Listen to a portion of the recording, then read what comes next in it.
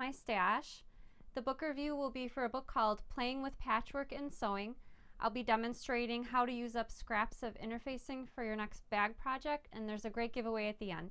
I'm Sarah Lawson from Sew Sweetness. Thanks so much for joining me for Social Sunday, my weekly sewing chat.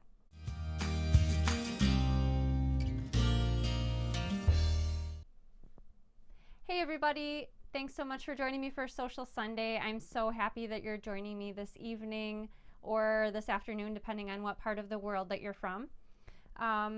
Before I get started, just a friendly reminder, just about everything that I talk about during Social Sunday are things that I've purchased myself. So these are not things that I'm getting paid to talk to you about, but just cool things that I found that I'd like to share with you. And everything that I'm scheduled to talk about, I link to in the description. So if you're interested in finding out more about any of the notions, fabrics, books, or projects that I talk about during Social Sunday, just check that link in the description and you can find out more information that way. So the first portion of the show is always my favorite, the notion of the week.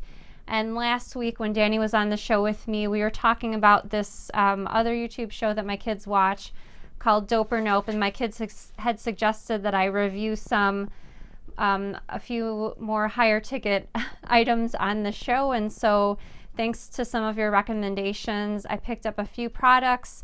I likely won't be reviewing higher ticket items like sewing machines just because I'm super happy with the sewing machine that I already have, but the first item that I picked up recently that was more pricier than your general friction pens is the Panasonic cordless iron. So the iron that I've been using since 2013 is called the Singer Expert Finish Iron. It is not a cordless iron, but I felt curious enough to pick up this cordless iron. So I'm going to jump over to the side camera and show you some of the features and talk about my initial thoughts from using the iron. Okay, so here is the iron. It has a cord in the base, and the cord can be scaled back inside, so when you're not using it or if you're taking it somewhere traveling, if you'd like to have the cord nice and tidy inside the base, you can. I'm going to have Danny zoom out just a little bit just so we can see the full view of the iron. So it comes with the snap-on lid. I'm going to tilt it a little bit to the side so you can see. So the lid is released with these little plastic I guess buttons on either side, and the lid also has a plastic handle on the top. So all you do is pull on either side of the handles and the lid comes off. So it's really handy having that nice single apparatus with the lid for transporting the iron. So the reason that this is a cordless iron is that the base actually charges it. So it's really important to note while you're using the iron, as soon as you're done, if you'll notice it has a pointy tip on both the front and the back. So it's not the type of iron that you can just stand up. It won't stand up like that. So when you're finished, you need to use the end of the iron. This, as you can see, it's got the metal charging area over here. You need to slide that into the base every time you're finished using it. So I'm going to point out some of the other features. I did use it for the other day for fusing all of the interfacing and fabric that I needed for an entire bag. I did fill it with steam also. So this little cap over here opens up, and the manual specifically says that you should use tap water for this. So I did fill mine with tap water. You can probably see the particles on the inside over there. On the front of the iron, you can either use it for, if you slide this dial on the front, no steam, a little bit of steam, or a lot of steam. I just set it right in the middle over there. And there's two buttons which you might be familiar with. A lot of irons have similar buttons. This is a burst of steam, and this is this button over here is if you'd like to spray water, and it shoots out the front of the iron. So the rest of the buttons on the iron are for turning it on. So if you'll notice, there's 4 settings: off, low, medium, and high. You'll want to check the manual if you're using different types of fabric, but since I was using cotton, the manual suggested either medium or high. Either one would be okay, and so I went with using it on high for the particular project that I was using. And you'll need to have it in the base, and you'll just hit the set button until you get it at the setting that you prefer. So a few things that I really liked about the iron. I was telling Danny the other day, the iron kind of reminds me of an air hockey table. If you've ever played air hockey, it has those pucks and it kind of shoots air around, and you play hockey with a little piece that you hold in your hand and you shoot the puck around, and it kind of reminds me of that. So it glides really smoothly across my wool mat and across my fabric. Obviously I haven't had the iron long enough to note if it leaks. That usually happens over time. Like I mentioned, my Singer iron I've had since 2013 and it's never leaked. It's about the same weight as my Singer Expert Finish, which I left over here just so we could compare. About the same weight. Again, the most important feature is that it's rechargeable. You can also use it, as it's mentioned in the manual, to steam clothing or curtains if you have a need for that. And again, every time you're finished using it, if I'm finished ironing a piece of fabric to make a bag, it needs to go back in the dock. You don't set it up on its side. So I'm going to set it in the off button. Again, this is the Panasonic cordless iron, and I've linked to this particular iron in the description. I thought it was really nifty. A little bit more expensive than my Singer Expert Finish, but I really liked that it was rechargeable. I liked that it came in the case. It seemed like it would be simple to take with me to a sewing retreat, or if I was sewing with friends, and also to have around in the studio, especially if I need to take the iron off of the charger, move it somewhere that's a little bit further than my plug reaches, and then I can just bring it back to recharge it. So again, hope you enjoyed that review. I've purchased a few more items. I'm going to sprinkle in some of the usual notions with some of the higher ticket items in my reviews, just so it doesn't seem like I'm reviewing super expensive items every week on the Notion of the Week for Social Sunday. So I have a question for you. Let me know. What iron do you have? So maybe you have one iron, maybe you have several. Now I have two. I have that Singer and the Panasonic iron. So let me know what iron that you have. I'm curious to see what other different types people are using in their sewing rooms. All right, so I did a selfish sewing project this past week. I made this looper quilt.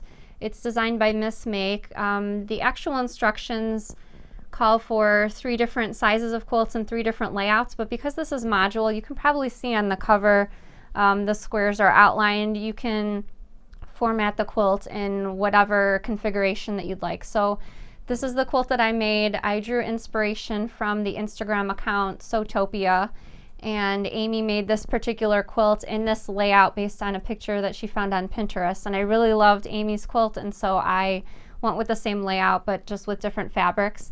I was inspired with my fabrics for a quilt for my son because he's really into skateboarding and anime, and I felt like these fabrics really kind of gave off that vibe. So Danny's behind the quilt. You can see his red shoes peeking out from the bottom.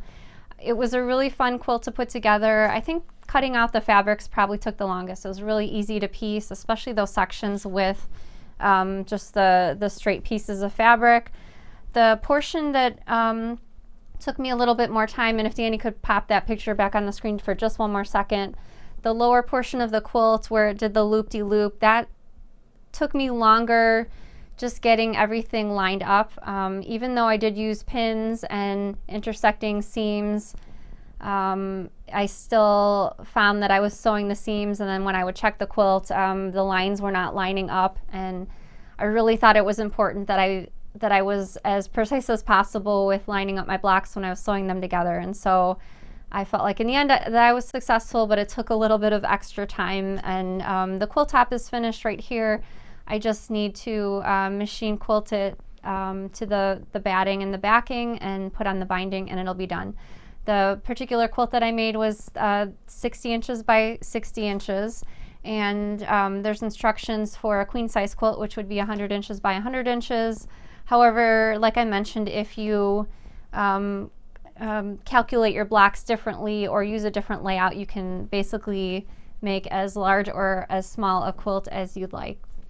All right, so a bunch of new fabrics that I've been adding to my stash lately.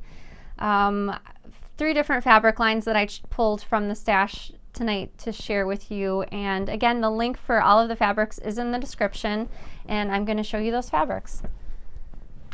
Okay, so the first fabric that I picked up I thought was really cool. It's sort of a cityscape print, but broken up in different triangles. So let me open it up just so you can see. It's a lot of black and white coloring, some reds and blues thrown in there, but all different views of cities, which I thought was really, really cool.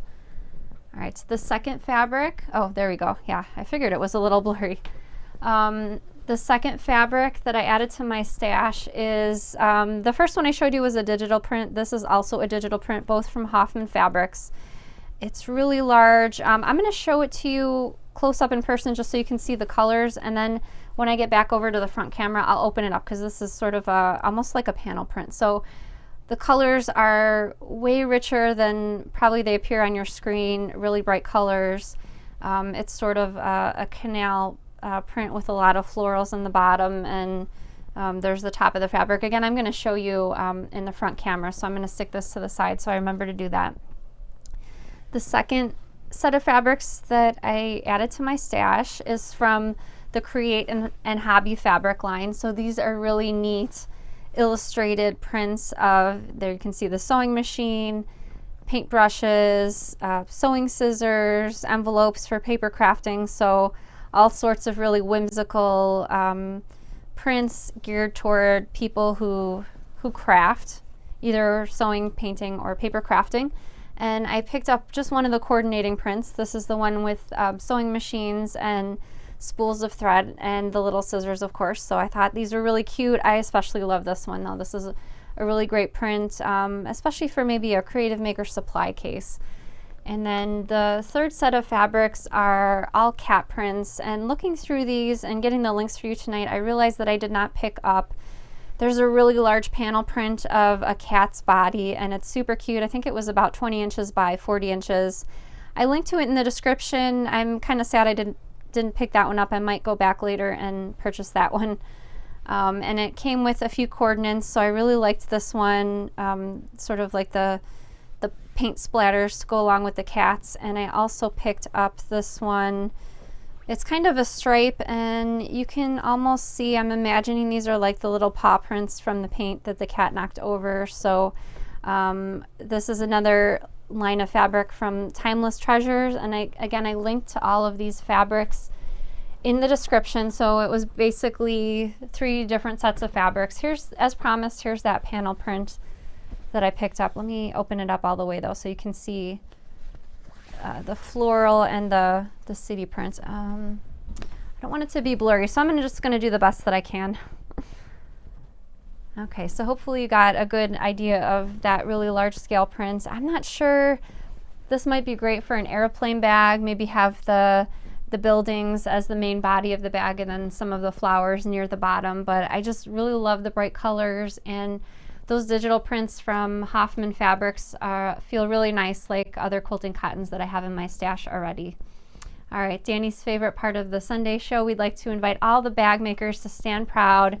Thank you for being part of our Sew Sweetness squad, and let us know in the comments what your favorite part of being in our bag making community is. I personally love the chatter that I see before the show on Facebook and YouTube, because Danny has that on his computer screen, and oftentimes when we're waiting for the show to get started, I can see everyone's comments, greeting each other by name, asking how this particular project's going, how that bag came out. So I really enjoy that. And again, thank you so much for being part of our community. So my book review for today is a book called Playing with Patchwork and Sewing. So it's projects that combine piecing and patchwork with not only quilts, but smaller projects like bags and pouches as well. So I'm going to jump back over to the side camera and show you this book.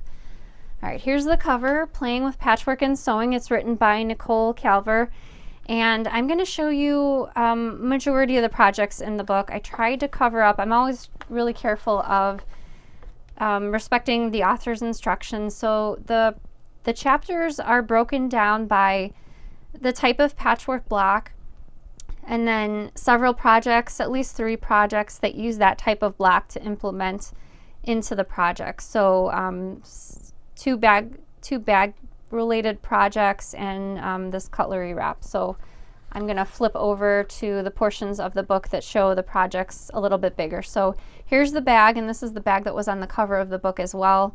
And the quilt is part of this chapter also. More of a simple patchwork quilt, great for a beginner as the chapter mentions. All right, so there's the bag up close, and as you can see, it's got the straps oriented so that you can carry your picnic quilt with you. And here's the cutlery wrap. When you're out and about, if you need to take some silverware with you, this wrap holds everything and keeps the forks, knives, and spoons really clean until you're ready to use them. One of the chapters features the Dresden plate block. I've made a few Dresden plates in the past, and so these are more quilty projects in this particular chapter. No bags in this particular one, but it features a sleep mask, a pillow, and then a quilt. Another of the projects that caught my eye was this hexy floor pillow. I really like the hexagons on the outer edge and featured in the center. You can use your favorite little prints there in the middle. And let me flip through a few more of these. The next project is the snap flap notebook cover. So as you can see, notebook cover made with cork, and you can store your colored pencils in the flap. And here's another crafty project. This is the flat pack pencil case.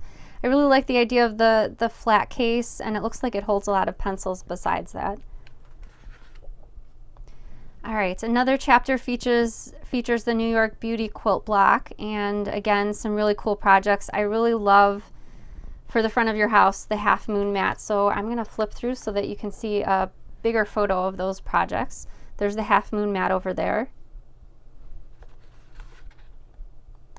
This one's called the Pop Apart Project Pouch.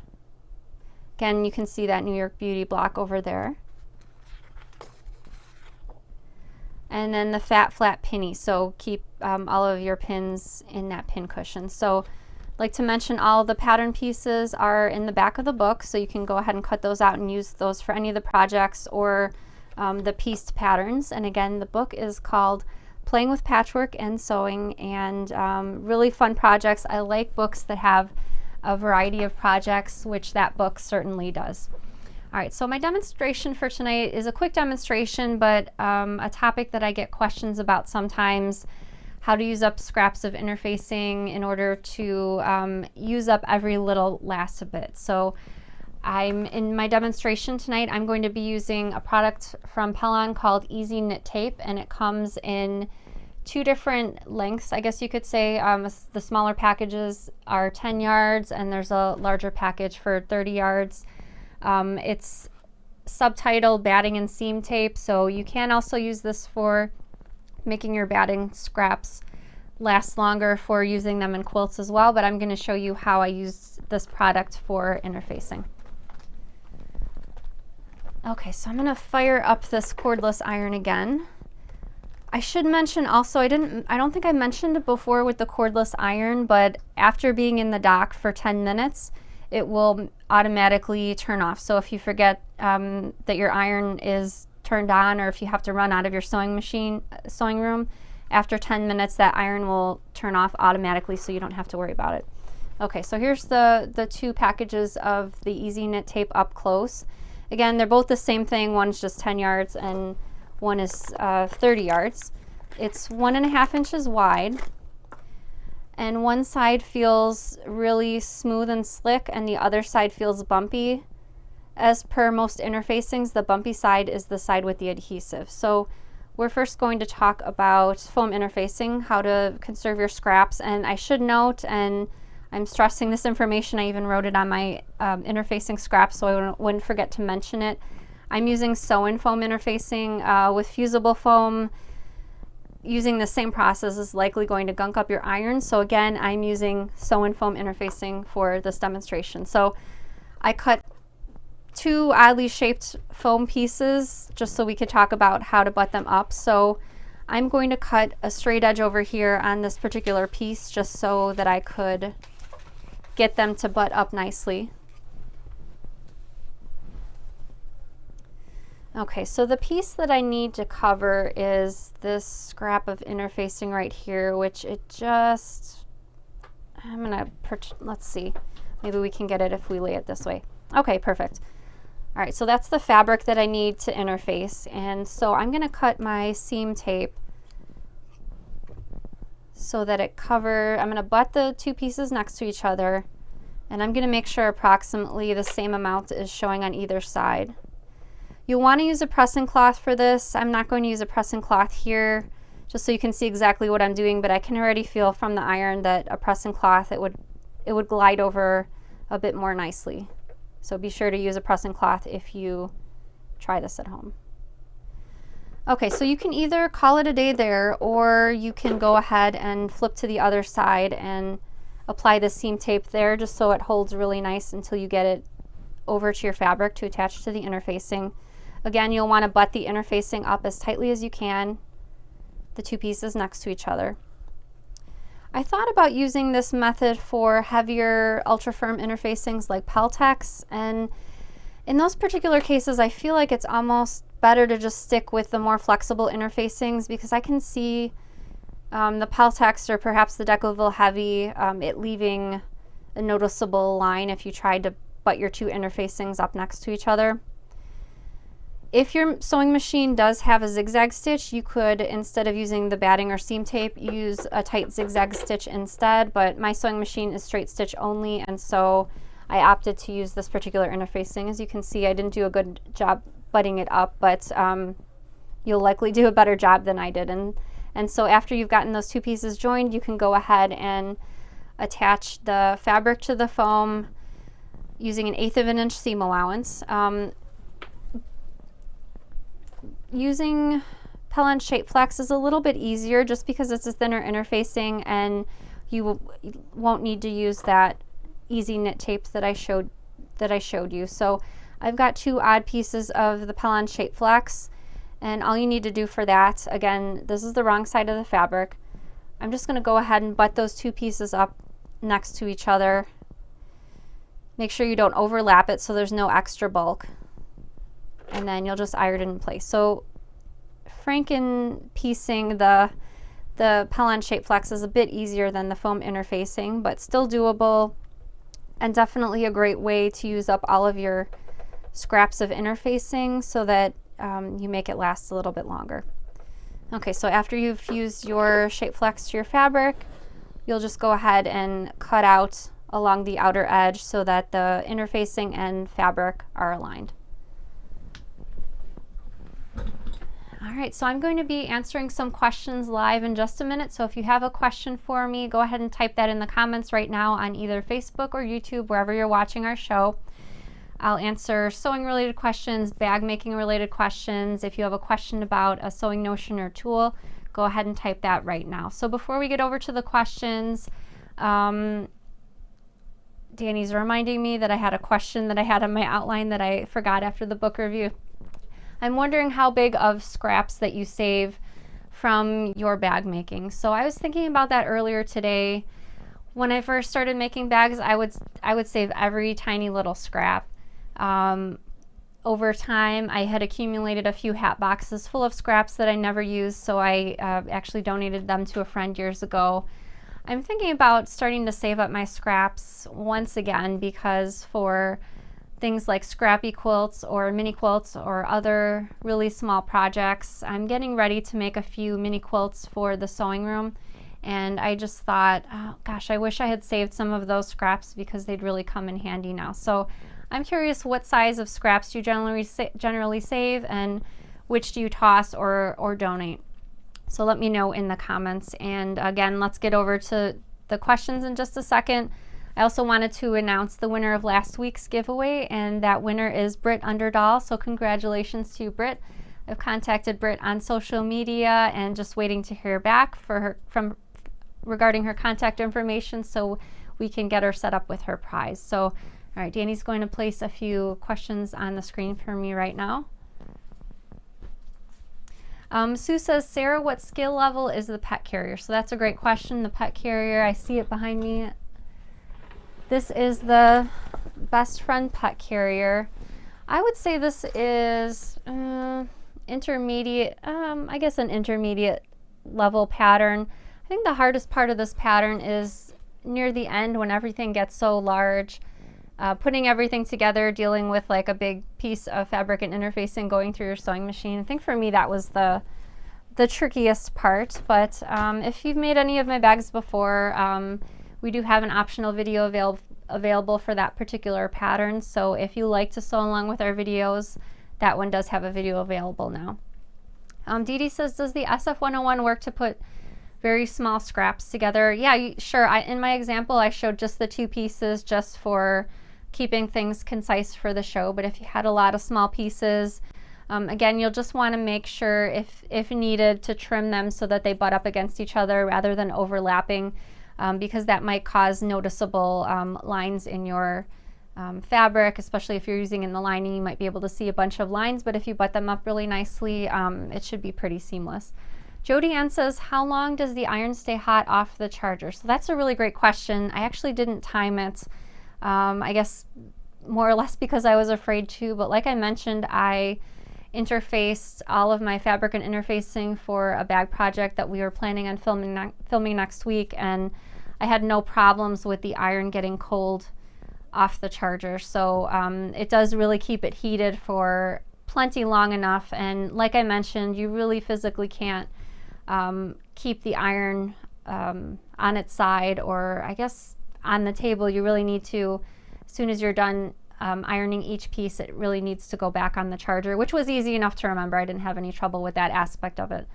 Glenn says, do you think 1 layer of cork is strong enough for the straps on the pet carrier? So I would do, I'm not sure what you meant by 1 layer. I would consider at least 2 or 3 layers should be fine. So by 2 layers, I just mean folding wrong sides together in half. If you decide to go with 3 layers, if you want something a little more substantial, you'll just cut the width of the strap, which is 1 inch. So you'll cut the width of the strap times 3. So 3 inches.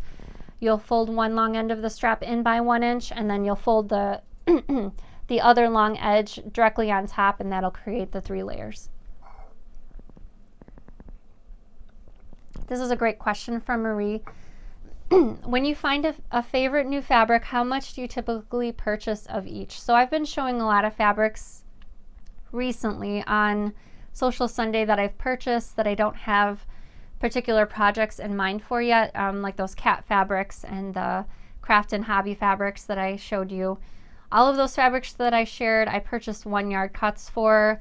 In general, I feel like 1 yard will cover most bags. Some of the larger bags, like if you have a travel bag in mind or a duffel bag, might require a little bit more than 1 yard, but I feel like you're relatively safe with those 1 yard pieces for most any bag that you'd like to make.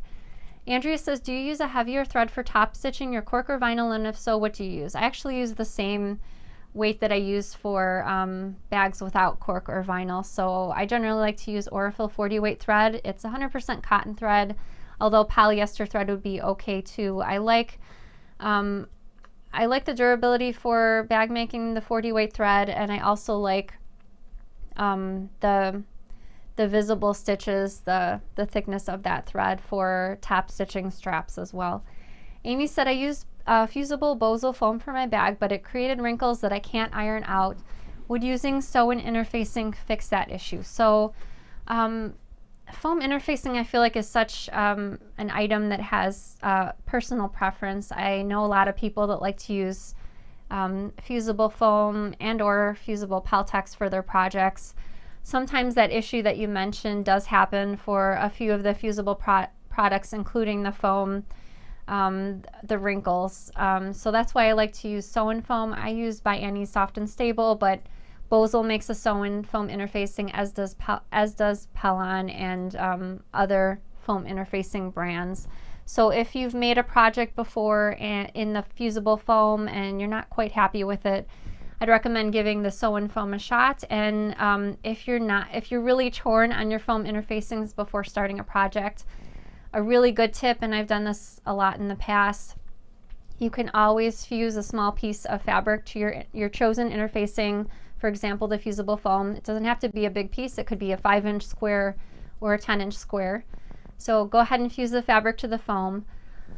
Ball that little square up as tight as you can in your hands, and what this does is it simulates your bag fabric being turned right side out through the opening in the lining. If you've made a bag before, I'm sure you've probably made one where you had to turn everything inside out through the opening in the lining, and if you've done that, you're aware that it kind of gets scrunched up. So that's why I recommend balling it up as tightly as you can. After you've balled it up, then try to iron it smooth again with your iron and see what you think about the results. So if everything irons out smoothly, then I feel like you're pretty good to go in making your project out of that fusible product. However, if you try to iron and you notice it gets the wrinkles, like was just mentioned in that question, maybe you want to try to use a sew-in product for the project that you're working on. Just as I save tiny scraps for applique separately than larger scraps to be used for new projects, I took a class recently and the teacher mentioned saving scrap for textile recycling. Have you heard this too? I actually saw, I don't think it was sewing related, I think it was geared toward the garment industry. I saw an article recommended to me via Facebook. I don't remember the name of the company, but they were recycling fabrics from the garment industry. So ready to wear items that were, they either had excess fabric or they had items that didn't work out for whatever reason. There was a company that was recycling those garment fabrics. I've also heard of, when I used to lecture for quilt guilds, a few times in the past I remember guild members standing up and mentioning that they were collecting scraps for making dog beds for shelters, dog or cat beds. And so that's another great way to use up some of your fabric scraps if it's just not a fabric you think you'll use, or a very small piece that you think you won't use again in another project. Heidi says, I recently saw where you could save your scraps to fill a dog bed. Yes, exactly. Great minds think alike, Heidi. If anyone knows of a particular organization for that type of thing, let us know in the comments. Danny will look for that comment and maybe we could post it on the screen. If a bag calls for foam interfacing, can you use Decovil instead? So it probably depends on the particular bag projects. Some projects, yes, you can. I'm not sure if you meant Decovil Light or Decovil Heavy. I'm going to assume you meant the Decovil Heavy, which is kind of similar but different from Pel and Peltex. It's a stiffer interfacing. So if it's not, say, a hobo bag or a slouchier bag, rather a bag that requires structure. So my eye caught this bag behind me. So I made this bag using foam interfacing, but if you'll notice the structure of the bag, it's kind of like a bowling type bag. I'd definitely be okay using, instead of the foam, either Peltex or Decovil Heavy for the body of this bag. It would still give it nice structure and it would still feel like a nicely finished bag.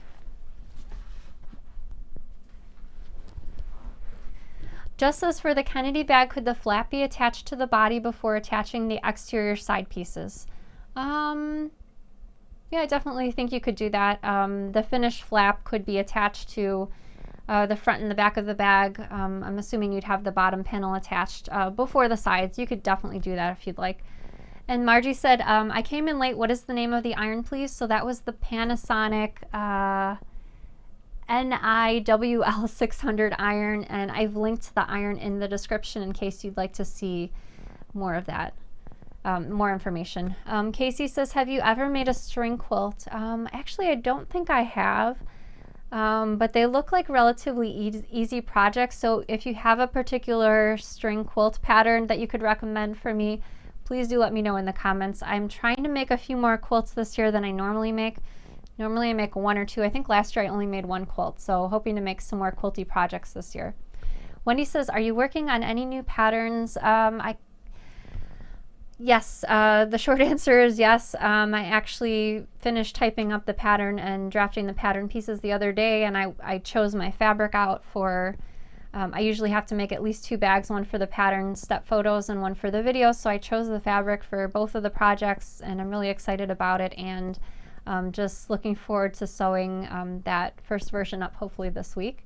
Denise says, when using metal zippers, how do you cut them? So great question. You can either just cut them like you would with a nylon teeth zipper, or you could remove the metal zipper teeth that are in the way of sewing into your seam. I do have a video on my YouTube channel called Different Types of Zippers, and I actually show you in that video how to remove some of those metal zipper teeth. It's actually not as difficult as you might think, so check for that video in case you're interested in seeing about how to remove those teeth. Barbara says, would you consider designing a diaper bag with a frame opening for wider access and lots of 3D pockets with the option of thermal lining for baby bottles? So I have to say I got you covered on that. Pattern for that coming shortly. I've already done some sketches and written some initial instructions. Another one that I'm excited about. Janice says, would you ever trade out fleece for the foam? So great question. Again, it probably depends on the pattern. Like with that red bag that I brought forward just a minute ago.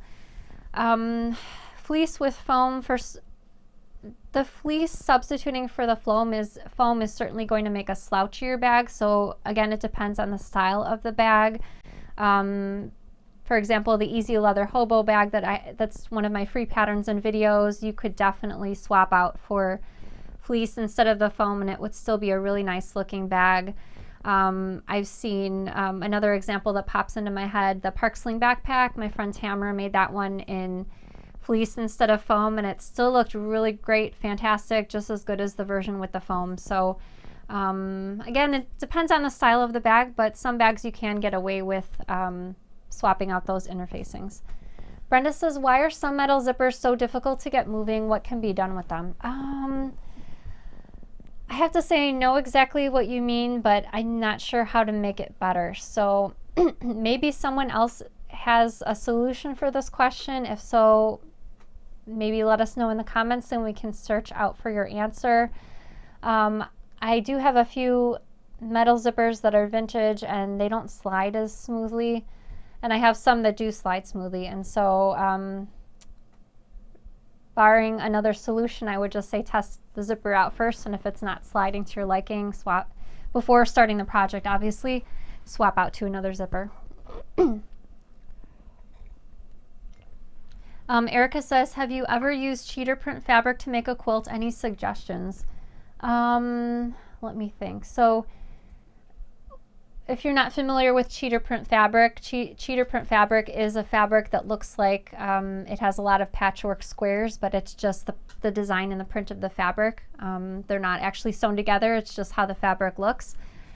I think I've used, I believe I made last year a Suffolk coin purse with either patchwork squares or patchwork hexagons. I don't remember which one. It might be hexagons. And it was a really fun look. It saved me a lot of time. It looked like I spent a lot of time on the project because the fabric was patchwork printed, but it was really just regular fabric. I have not made a full quilt using cheater prints, but I do have a few custom quilt backings from the website I Heart Tula Pink, and they're just really big, maybe 60 by 80 inch quilt backings that I'm considering using for whole cloth quilts, which just means it's not patchwork, it's just a piece of fabric. I was considering quilting some of those to batting and see how that turned out. So that's actually the long answer to your question. Georgia says, hi Danny and Sarah, by the end of this week I will have made 140 grab and go sleeves since September. Awesome pattern, love you Sarah. I think I remember you mentioning in the Facebook group a little while ago that was a strong seller for your craft fair, if that was the post that I can remember. But 140, that's a lot of grab and go sleeves. I think I have one behind me so that I can share for those that are not familiar. So the grab and go sleeve was part of Minikin Season 1, and it's basically a pattern that works off the measurements of your device. So this grab and go sleeve I made at the time for my mom's laptop, which is right inside. So you would just measure the device. I've even made one for a hardcover book because I wanted a nice little tote bag with handles to carry hardcover books wherever I went. So this is the grab and go sleeve. Again, it just works off the measurements of your device. So your grab and go is just going to depend on what the item is that you're putting inside. Karen says, can you use a basting spray to hold the foam to the material, and will it cause wrinkles? So again, if you caught what I was talking about earlier with the fusible foam interfacings to make the little tester square first before actually working on the materials for your project, I would definitely recommend doing that with the basting spray also. So spray bastings the fabric to the foam, balling it up in your hands and then trying to iron it flat. It may depend on the brand of the basting spray also. I have personally not done this myself. I've heard of people that have used this method in the past with mixed results. So again, I just recommend, especially if you already have the basting spray in your stash, just go ahead and give it that little test first and see how you like the smoothness after you've ironed it flat. Jill says, I bought a bolt of fusible foam. Can I just use this instead of fusing? Yeah, sure. You could use it as a sew-in instead of the fusible.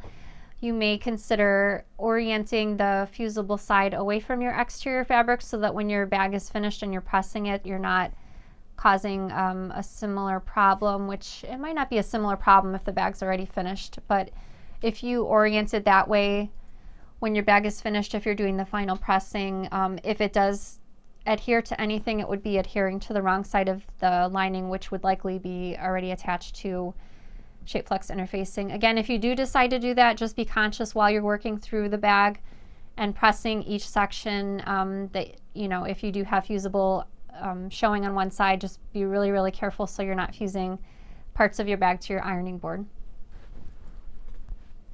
All right, Terry says, here you go, Danny. Material recycling center from my area. They may be able to let you know where else across the country. Was there an extra link with that, Danny? Or that's the name, the Material Recycling Center. Oh, Material Recycling Center. Okay, thank you so much, Terry. Sounds like something we could Google there. Karen says, I'm making the yard minder and was wondering if I could use Decovil Heavy. If you're talking about replacing the foam with the Decovil Heavy, I'm honestly not sure. I do remember last year when the Faithwell storage bins came out, which is a similar rounded shape. I did try to use the Decovil Heavy for that, and I wasn't 100% pleased with how that came out just because of the stiffness, but again, that might just be an isolated instance. Again, I haven't used the Decovil Heavy in the yarn minder, but I did try to use it in the Faithwell storage bin, and it was, I don't know, I just thought it was a little too bulky. Perhaps if you cut the Decovil Heavy minus the seam allowance to keep it out of the seams, perhaps that would help a little bit. Linda says, what is the fabric that you used on the blue bag on the shelf over your left shoulder? This is a fabric. I'm trying to recall if it was canvas or not. It doesn't feel like it. This was fabric designed by, I believe the designer is Jen Hewitt, and it was designed for cotton and steel. And actually the parts that are golden, this is metallic, which I really liked in this particular fabric. And I have another version of this print in neutral, so like cream colors. And I just haven't used it for a project yet, but I really liked those two fabrics, having them in my stash. All right, Danny's calling it on the questions, so I apologize if I did not get to your question live. I'll be back again next Sunday. Danny will be joining me next Sunday, and we'll be answering some more questions. So we're going to get over to the giveaway. Thanks, Danny. The giveaway for this week, I've decided to give away 2 more bags of Zipper by the Yard, so just various pieces. Some are rainbow zipper teeth, the rest are silver zipper teeth, and we'll throw in also a packet of zipper pulls with those. So plenty of zippers to make tons of projects with those. And all you have to do to enter the giveaway is let me know the answer to this question in the comments, either on Facebook or YouTube, wherever you're watching this video right now. My question is, what's your favorite song? So I'll be choosing one randomly drawn winner at the end of the day this Saturday, and I'll announce that winner on next Sunday's show. All you have to do to enter is tell me what your favorite song is. So that's a really tough one for me. Danny, what's your favorite song? It's hard when you're on the spot. Yeah, nothing's coming to me with all the lights and the cameras on me. But I will be looking through what your favorite songs are after the show. So I thank you so much for watching me on Sewcial Sunday. I hope you have a great week and happy sewing. Bye, everybody.